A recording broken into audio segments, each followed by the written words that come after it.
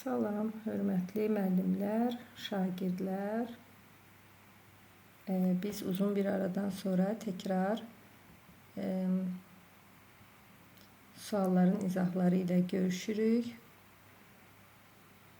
Bugün 12 iyul 2026-cı il 2-ci cəhd biologiya düşən sualların izahlarını verməyə çalışacağım. Başlayaq birinci sualdan. Birinci sual deməli bizə verilib X, Y, Z və qarşısında xəstəliklər. Bu xəstəliklər bilirik ki, X qalxana bənzər vəzidir. Deməli, hormonun olmaması nəticəsində yaranan xəstəlikdir. Y hipofiz vəzidir. Artıq hormon ifraz edərkən akromeqaliya xəstəliyi əmələ gəlir. Z də mədə-altı vəzidir ki, şəkərli diabet xəstəliyi ilə nəticələnir hormon ifraz olunmadıqda. Və bəndlərə baxaq. X vəzinin ifraz etdiyi hormonlardan birinin çatışmazlığı uşaqlarda ağıl kəmliyinə səbəb olur.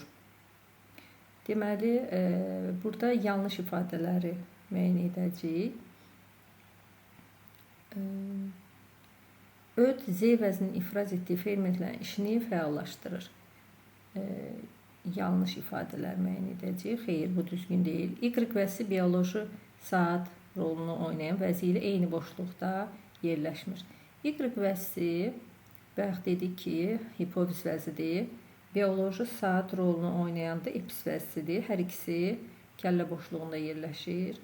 Amma burada deyir ki, yerləşmir. Bu yanlışdır. Daha sonra 5. Y vəzinin ifraz etdiyi hormonlardan biri tiroksindir. Y vəzinin tiroksin qalxana bənzər vəzidir. Amma burada yazılıb ki, Y vəzinin Y hipofizdir biz bildik. Bu yanlış cavabdır. Ona görə yanlış cavabımız oldu 3, 5, B variantı. Keçək ikinci suala. Sxema əsasən X-in yerinə yazıla bilməz. X hansısa bir bitkidir. Həm mitoz, həm meyoz, həm də mayalanma getsin. Burada baxaq. Burada nədən söhbət gedir? Baxırıq, söyüdün yaşıl çiçəyi. Biz bilirik ki, söyüdün yaşıl çiçəyi dişi çiçəklərdir, dişicikli olan çiçəklərdir. Yəni, burada mayalanma gedir. Qarğıdanın qıça çiçək qrupu. Qarğıdanın bir evli olduğuna görə iki cür çiçək qrupu var, qıça və süpürgə. Qıça çiçək qrupu dişicikli çiçək qrupudur. Yəni, dişicik olan çiçəklər yerləşən çiçək qrupudur. Burada da mayalanma gedir. Söyüdün sarımtıl çiçəyi. Söyüdün sarımtıl çiçəyi erkəkcikli çiçəklərdir. Burada mayalanma getmir. Erkəkdə mayalanma getməz. Günəbaxanın yalançı dilci şəkilli çiçəyi. Biz səbət çiçək qrupunda demişik ki, günəbaxanda həm yalançı dilci şəkilli çiçəklər olur. Mərkəzində isə boru şəkilli çiçəklər olur. Yalançı dilci şəkilli çiçəklərin funksiyası həşəratı cəlb etməkdir. Ona görə orada nə erkəci, nə dişici yoxdur. Ona görə də mayalanma da getməz. Yəni, düzgün cavab əslində burada 3, 4-dür. Zəncirotunun dilci şəkilli çiçəyi yazılıb. Yəni, zəncirotunda həqiqi dilci şəkilli çiçəklərdir. Ona görə orada mayalanma gedər. Düzgün cavab burada A variantıdır. Mən altından xətt çəkəcəm. Belə. Birdə də altına xətt çəkim. Burada da B variantı idi. 3-ə baxaq. Noxud bitkisinin çiçəklərində çiçək düsturundakı struktur elementlərin sayının cəmi 210-dur. Bu bir bitkinin hər bir çiçəyində 8 rüşeym hissəsi var. Bu çiçəklərdə maksimum sayda toxumun əmələ gəlməsi üçün 2 qat mayalanmada neçə hüceyrə iştirak etməlidir. Burada bizim yadımıza nə düşməlidir? Noxud bitkisinin çiçək düsturu K5, L5, Y10, D1'dir. Bunları toplayanda edir 21. Və mənə də deyir ki, 210 struktur elementi var. Nə edirik biz burada? 210'u 21'ə bölürük. Deməli, bizim əlimizdə neçə çiçək var? 10 çiçək var. 210'u 21'ə böləndə 10 edir. 10 çiçək var. Hətta yazaq. Deməli, və hər birində 8 rüşeym hissəsi var. Deməli 8 rüşeym kisəsi varsa, deməli bizim çiçəklərdə onu 8-ə vururuq. 80 rüşeym kisəsi var. Və biz də bilirik ki, 2 qat mayalanma rüşeym kisəsinə gedir. Və toxumun əmələ gəlməsi üçün 2 qat mayalanmada neçə hüceyrə iştirak etməlidir? 2 qat mayalanmada 4 hüceyrə iştirak edir. Bunlardan biri mərkəzi hüceyrədir, biri yumurta hüceyrədir və 2 də spermi var. Bu spermi və yumurta hüceyrə qametdir, mərkəzi hüceyrə isə qamet deyil. Deməli, ümumi 4 hüceyrə iştirak edir. Və mənə deyir ki, bizdə də 80 rüşeym kisəsi var. 80-i 4-ə vuranda cavab edir 320 Y variantı. Üçüncü sualın cavabı Y variantı. Dördüncü suala baxaq. Böyük A, kiçik B qameti aşağıdakı genotiplərin hansının əmələ gətirdiyi bütün qametlərin 2də 1 hissəsini təşkil edir. Yəni, mənim əlimdə 2 qamet olmalıdır. Burada elə düzgün variantı D-ni işarə edək, sonra üzərində aydınlaşdıraq. Deməli, böyük A, kiçik A, kiçik B verilib. Buradan da mən 2 qameti alıram. Böyük A, kiçik B və kiçik A, kiçik B qameti alıram. Yəni 2də 1 alıram. Düzgün cavab D variantı. 5-ci sual. Şirin su hidrasının bədəni neçə qatdan ibarətdir? Biz bilirik ki, bağırsaq boşluqlarda 2 dəfə ektoderma və endoderma qatı əmələ gəlmişdir. Ona görə düzgün cavab Y variantı olur. 6-cı sual. Sxema hissəsinin düzgün kəsişmələri müəyyən edin. Yaxşı oxunmuram. Burada heterozis effekti yazılıb. Heterozis effekti nədir? Seleksiya bölməsindəndir bu. Heterozis effekti yüksək məhsuldarlıqlı deməkdir. Yüksək məhsuldarlıqlı almaq üçün uzaq hibridləşdirmə. Baxın, uzaq hibridləşmə zamanı alınan fərqlər də çıxa bilər. Bu düzgündür. Bir də saf xəttlər arası çarpazlaşma da üzə çıxa bilər. Heterozis effekti. Heterozis effekti yüksək məhsuldarlıqlı deməkdir. Ona görə də 6-cı sualda cavab A variantı edir. 7-ci sual. Doğru ifadələri müəyyən edin. Somatotrop hormonunun çatışmaması immun reaksiyaları zəiflədir. Doğru ifadələri müəyyən etməliyik biz burada. Bu səhvdir. Adrenalin ürək vurğusunun sayını artırır. Bəli, böyrək üstü vəznini ifraz etdiyi adrenalin hormonu. Doğrudan bu somatotrop hormonun çatışmaması immun reaksiyalarını zəiflədir. Bu da düzgündür. Biz doğrunu seçməliyik. Bu da düzgün variantdır. Adrenalin ürək vurğularının sayını artırır. Bu da düzgündür. Böyrək üstü vəznini ifraz etdiyi adrenalin hormonu ürək vurğularının sayını artırır. Histidin amin turşusunun çatışmazlığı qanda hemoqlobin miqdarını artırır. Xeyr, əksinə azaldır. Çatışmazlığı qanda hemoqlobinin miqdarını azaldır. Bu düzgün deyil. Adrenalin qanda glukoza miqdarını azaldır. Əksinə bu da artırırdı. Bu da yanlış cavabdır. A vitaminin çatışmaması fagositlərin funksiyasını zəiflədir. Bu da düzgün cavabdır. Deməli, burada düzgün cavab oldu. B variantı 1, 2, 5. 8-ci sual. Ağciyər alveollarında qazlar mübadiləsi zamanı aşağıdakılardan hansı baş vermir? Baş vermir deyir. Ağciyər kapillərində venoz qanın, arterial qanı çevrilməsi təbii ki, bu funksiya, tənəffüsün funksiyası budur. Ağciyər kapillərindəki qanda oksigenin miqdarının artması, bəli, ağciyər kapillərindəki qanda oksigen miqdarı artır. Ağciyər kapillərindəki qanda karbon qazı miqdarının artması, əksinə karbon qazı azalır, oksigen artır. Bu düzgün cavabdır. Yəni, yanlışdır, amma düzgün cavab olaraq C variantını götürürük. Aşağıdakı proseslərdən hansılar sağlam qadında hamiləliyin 3-cü ayın əvvəlində başlayaraq baş verir? Hamiləlik bilirik ki, 3 mərhələdən ibarətdir. Başlanğıc dövr, rüşeym dövrü və döl dövrü. Başlanğıc dövr 3-5 gün, 5-6 da götürür belə. Rüşeym dövrü 2 ay, döl dövrü isə 7 ay davam edir. Yəni, 3-cü ayın 2 ay bitir, 3-cü ayın əvvəlinə başlayaraq döl dövrü başlayır. Ona görə də baxaq görək, burada cavab nədir? Rüşeym uşaqlıq divarına yapışır. Bu implantasiya yox, bu rüşeym dövründə olur. Xovların bir hissəsində cift əmələ gəlir. Bəli, 3-cü aydan başlayaraq cift əmələ gəlir, amma cift hormon ifraz edir 4-cü aydan. Bunu xatırlatma kimi dedim. Rüşem dövrü başlayır. Xeyr, Rüşem dövrü dedik. Başlanğıc dövrdən sonra başlayır. Rüşemdə 2 kameralı ürək yaranır. Xeyr, bu da düzgün deyil. Döl mərhələsi başlayır. Bu düzgün variantdır. 2, 5 düzgün cavab. Yəni döl mərhələsi başlayır, cift başlayır, əmələ gəlir, cift hormon ifraz edəcək 4-cü ayda. Hansı xəstə işlərin törədiciləri 8 növ nukleotidə malik ola bilər?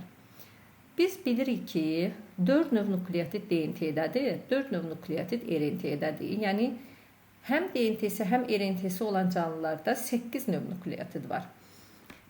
Canlılar aləmi, bakteriya, heyvanlar aləmi, bitkilər, göbələklərdə 8 növ nukleotid var. Çünki hər iki nuklein turşusu var.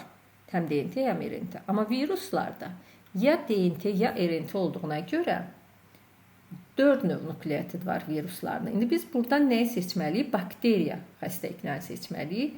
Bakteriya xəstəliklərdə vərəmdir, vəbadır və difteriyadır. Yəni düzgün cavab D variantı olur. Keçək 11-ci suala. Pavlova görə görmə analizatorun birinci hissəsi böyük yarımkürələrin hansı payında yerləşir? Görmə analizatorunun üçüncü hissəsi yəni ensə payıdır. Burada düzgün cavab 3'dür. Yəni Pavlovun analizator reseptor, hissi yol və mərkəzi sinir sistemin bir sahəsini olduğunu xatırlayaq və üçüncü hissədə ensə payı olduğuna görə bax burada yerləşir. Uyğunluğu müəyyən edin. Mən burada yaxşı düşməyib, ona görə biraz çətin oxuyuram. Əlimdəki vəsaitdən istifadə edəcəm. Bir dəqiqə.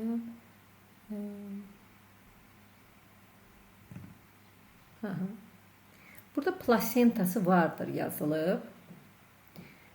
Döş tilinə malikdir və su heyvanıdır yazılıb. Bunun üzərində mən dəyişiklik edeyim. Bir də dəqiqə görək, bəlkə də yaxşı oxunar. Plasentası vardır, döş tilinə malikdir və su heyvanıdır yazılıb. Baxaq, birinci həm plasentası olsun, həm su heyvanı olsun. Biz bura götürə bilərik. Plasentası vardır, su heyvanıdır. Birinciyə götürə bilərik. Balina. Bax, balinanı götürə bilərik. Daha sonra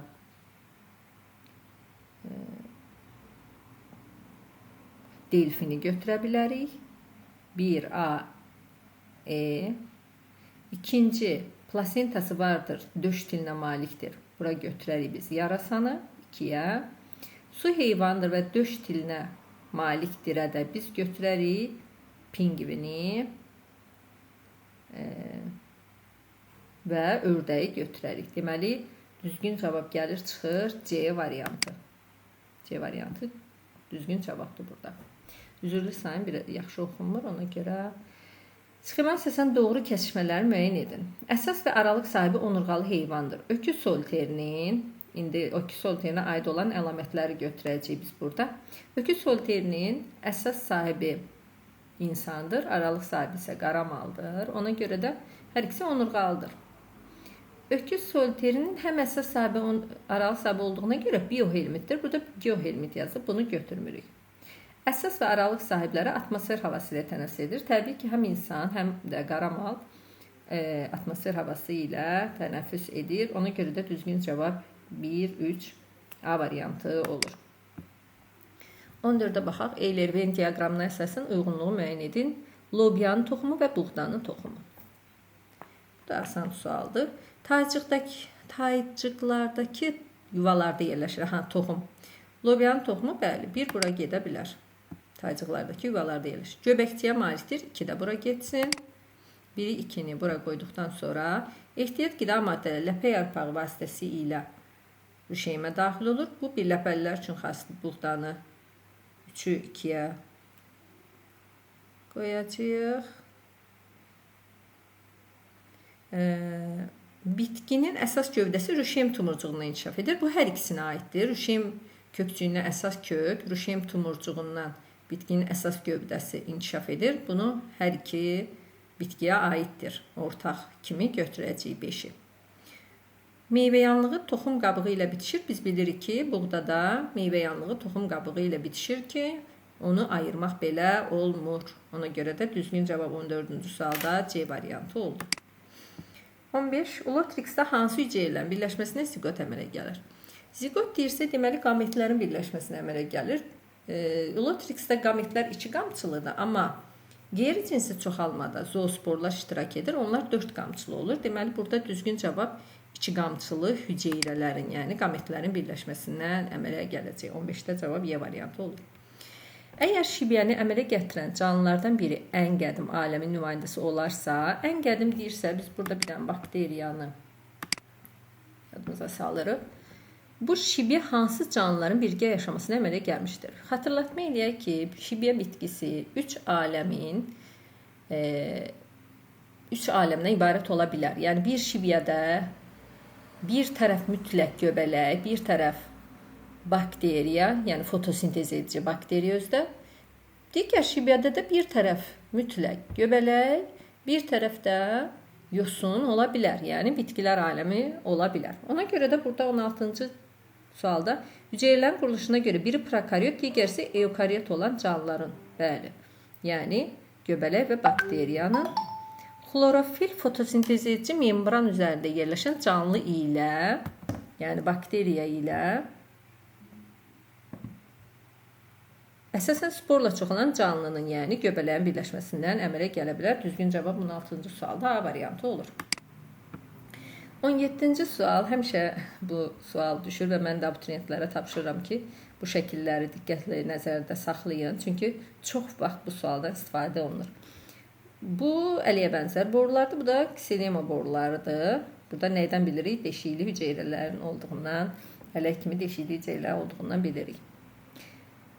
Uyğunluğu müəyyən edin. Ölü hüceyrədən təşkil olunub, təbii ki, ksilema boruları ölü hüceyrədən təşkil olunub. 1 getdi 2-yə. Canlı hüceyrədən təşkil olunub floema boruları. 2 getdi 1-ə. 2 getdi 1-ə. Ötürücü toxuma qrupuna aiddir hər ikisi. 3 gedir 3-ə.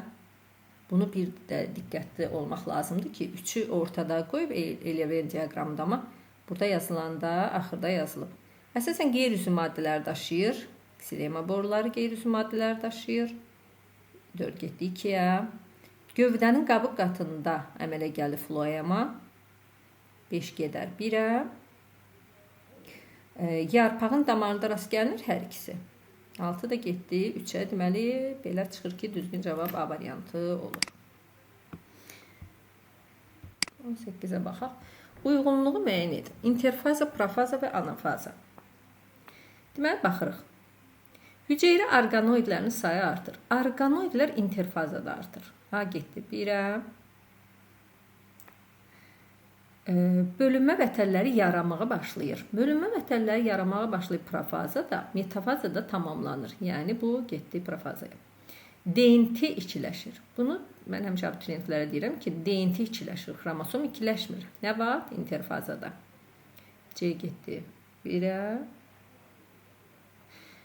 Xromosomların sayı 2 dəfə artır. Anafazada xromosom sayı 2 dəfə artır. Çünki qütblərə keçəcək, xromatidlər ayrılacaq və sərbəst xromosomlar hesab olunur deyə 2 dəfə artır. D getdi 3-ə.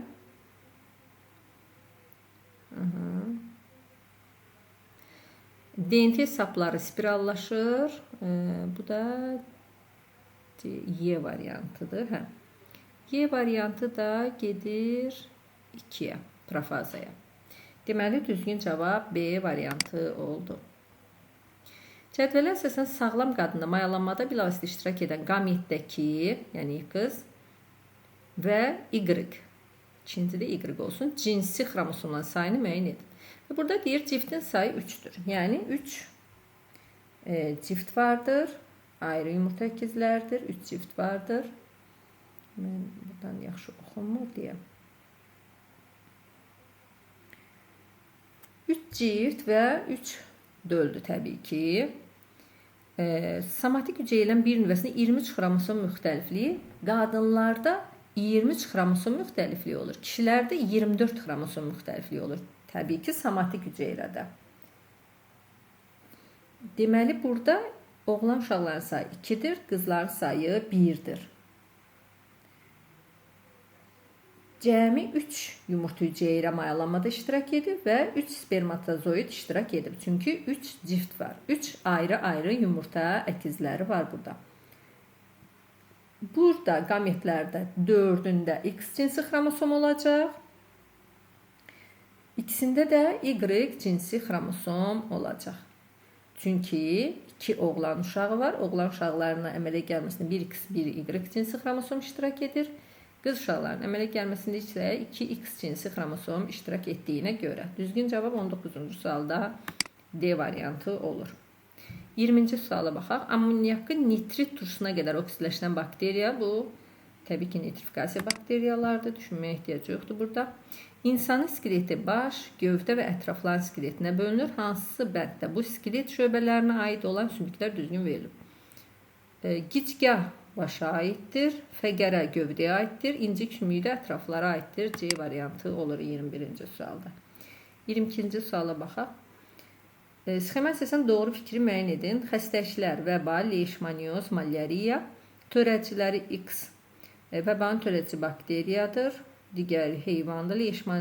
Leishmaniya heyvanlar aləminə aiddir. Malyariya da heyvanlar aləminə aiddir. Yəni X bakteriyadır. Digər hərflər heyvanlar aləminə aiddir. Burada B variantında X və Y eyni aləmə aid ola bilməz, düzdür. Çünki dedik ki, X bakteriyadır, digərlər isə heyvanlar aləminə aid olduğuna görə düzgün cavab burada B variantı olur. 23-cü sualda şəkildə göstərilən balıq üçün hansı ifadə doğrudur? Gəlsimə qapağı olmur deyir, amma olur. Sümüşlü balıqlarda gəlsimə qapağı olur. Qarın aortasına arterial qan olur. Qarın aortası balıqların ürəyində venoz qan olduğuna görə ürəkdən çıxan damar qarın aortasıdır və orada arterial qan yox, venoz qan olur. Bu düzgün cavab deyil. Cüt üzgəclərin sayı tək üzgəclərin sayına bərabərdir. Bəli, balıqda beldə 1, 2 tək üzgəc var. Bu 2 dənə olsa da, amma bu tək üzgəc sayılır. Yəni həmişə bunu bəzən çaşıb cüt üzgəc kimi götürülür, amma tək üzgəcdir. Bir quyruq üzgəci, bir anal üzgəc. 1, 2, 3, 4 tək üzgəci var. 4 də cüt üzgəci. Döş və qarın üzgəcləri hərəsinin 2 olduğuna görə cüt üzgəcdir, yəni bərabərdir. Bu düzgün cavabdır. Onurğa sütunu 4 şöbədən ibarətdir. Xeyr, 2 şöbədən ibarətdir. Gövdə və quyruq. Ürək boşluğunda yalnız venoz qan olur. Düzdür. Gövdə fəqələrində qabırğa birləşir. Bu da düzdür. Deməli, düzgün cavab hansı oldu? 3, 5, 6. Verilən canlılar üçün ortaq xüsusiyyəti müəyyən edin. Xərçəng və həşərat, yəni kəpənək. İfrazet sisteminin həzm sistemi ilə əlaqəli olması bu həşəratlar aləminə aiddir. Çünki Malpighi borusu bağırsağa birləşdiyinə görə ifraza sistemi həzm sistemi ilə əlaqəlidir. Amma xərçənglərdə ifraza sistemi yaşıl vəzlərdir və bığçıqların dibində xaricə açılır. Mürəkkəb gözlərin olması, bəli, bunu götürə bilərik. Fasetli gözdür. Düzünə inkişaf olması. Xərçəng düzünə olsa da həşəratlar dolayıdır. Özdəki kəpənəkdə tam dolayıdır. Çünki pup olur. Ürəkdə arteriya damarının çıxması, bəli, hər ikisində ürəkdən arteriya damarı çıxır. Qanın oksigeni daşıması. Biz bilirik ki, həşəratlarda qan oksigeni daşımır, yalnız qida maddələri daşıyır. Buğumlu ətrafların olması, hər ikisi buğum ayaqlar tipinə aid olduğuna görə buğumlu ətraflar olur. Bu da düzgün cavab olur. 2, 4, 6. Eylevin diaqramında doğru göstərilən bəndini müəyyən edin. Podagra, ateroskleroz. Podagra keçən ildə düşmüşdü, situasiya sualı kimi. Qanda sidik turşusunun miqdarı artır. Burada nə deyir? Doğru göstərilən bəndləri müəyyən edin. 1. Podagra düzdür. Qanda sidik turşusunun miqdarı artanda podagra xəstəliyə əmələ gəlir. Bunu biraz böyüdək. Yaxşı oxunsun. Bu düzgündür. Damarların içərisində yağa bənzər maddələrlə örtülür. Aha. Bu düzgün deyil. Ateroskleroza getməlidir. 2 gəlib düşüb bura. Düzgün deyil. 1 düzgündür. Əl və ayaq oynaqlarının iltihablaşma podagraya aiddir. Düzgündür. 3. Dayaq hərəkət aparatının xəstəliyidir. Bu podagraya aid olmalıdır. Yeri düzgün getməyib, səhvdir. Xolesterin miqdarının artması nəticəsində yaranar ateroskleroz. Bu da düzgündür. İlk təsvirini Sydenham vermişdir. İlk təsvirini ateroskleroz, podagranın təsvirini Sydenham vermişdir. Davam edək.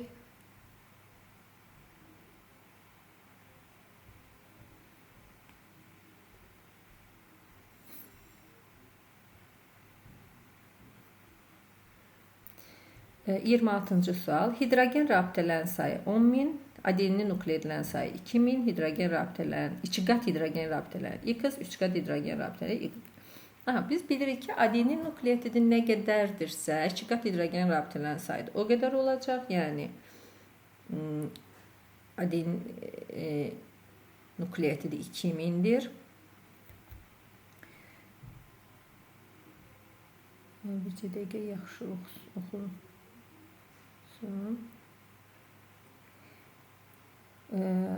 2 qat hidrogen rabitələrin sayı adenin və timin adenin nukleotidlərin sayı və timin nukleotidlərin sayına bərabərdir. Sitozin guanin nukleotidlərin sayı isə 3 qat hidrogen rabitələrin sayına bərabər olduğunu bilirik. Ona görə də 10.000-dən, yəni hidrogen rabitələrin ümumi sayına 10.000-dən çıxırıq 4.000-i, 6.000 düşür 3 qat rabitələrin sayına. Yəni buradan 10.000 yaxşı yazılmayacaq. 10.000-dən çıxırıq 4.000. 4.000 lövhə düzgün yazmır. 6.000 3 qat hidrogen rabitələrin sayı. Onu da 3'ə bölüb burada biz sitozin və guaninin sayını tapırıq. Yəni 2000 sitozin və ya guaninin sayıdır.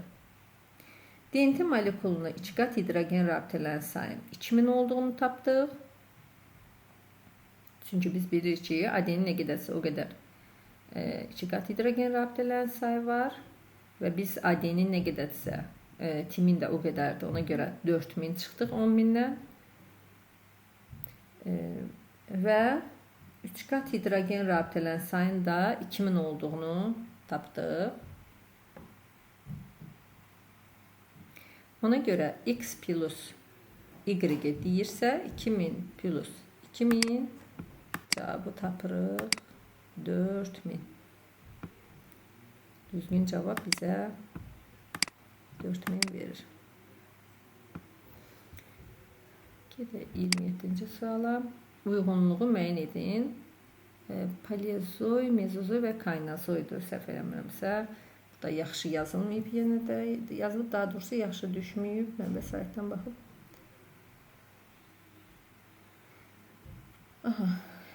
Paleozoy, mezozoy, kaynazoy. Çılpaq toxumlar meydana çıxır. Paleozoyda stegosefallar meydana çıxır. O da paleozoyda 1'ə getdi A, E, 2'yə mezozoya uçan onurğalılar yaranır B, toxumlu qıcı yox olur mezozoyda. Kaynazoyda diriopitiklər meydana çıxır. D də getdi kaynazoya.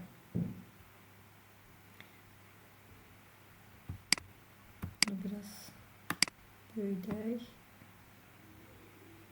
Seleksiya 29 və 30-cu suallar cavab vərəqində olduğuna görə orada cavab vərəqində nə yazılıb bilmirik. Mən yalnız 28-ci sualın izahını verəcəm. Rusiyada seleksiyanın ən uğurlu nümunələrindən biri hesab edilən Orlov-Löhrəm ad cinsinin Orlov tərəfindən alınması sadələşdirilmiş sxemi göstərilir. Sxemdəki canlıların hər birində diploid xromosom 66'dır. Danimarka yük atı ilə Ərəb atının aygırı, yəni erkəyi cütləşdirilmişdir və hibrid erkək alınıb və o da Hollandiya ilə çarpazlaşdırılıb, dişisi ilə Orlov Löhrəm ad cinsi alınıb. Orlov Löhrəm ad cinsinin alınması metodiki seçmənin hansı formasını istifadə olunur? Metodiki seçmənin iki forması var, fərdi və kütləvi. Burada təbii ki, fərdi formasına istifadə olunub. Bu canlıların filogenetik sırasını ilk dəfə hansı alim müəyyən etmişdir? Kovalevski. Və təkamüldə onların neçənci barmaqları rudiment halında qalmışdır? Biz bilirik ki, müasir atların 3-cü barmağı inkişaf edib və 2-ci, 4-cü barmağı rudiment halında qalmışdır. 1-ci, 3-cü barmaq, 5-ci barmaq isə yoxa çıxmışdır. Hörmətli abituriyentlər, mənim izahlarım bura qədər, çünki 29-cu, 30-cu sual cavab vərəqi əlimdə olmadığına görə sadə izah da vermək istəmirəm, yəni olmayan izahı vermək istəmirəm. Bu qədər. Dinlədiyiniz üçün təşəkkür edirəm, uğurlar arzu edirəm.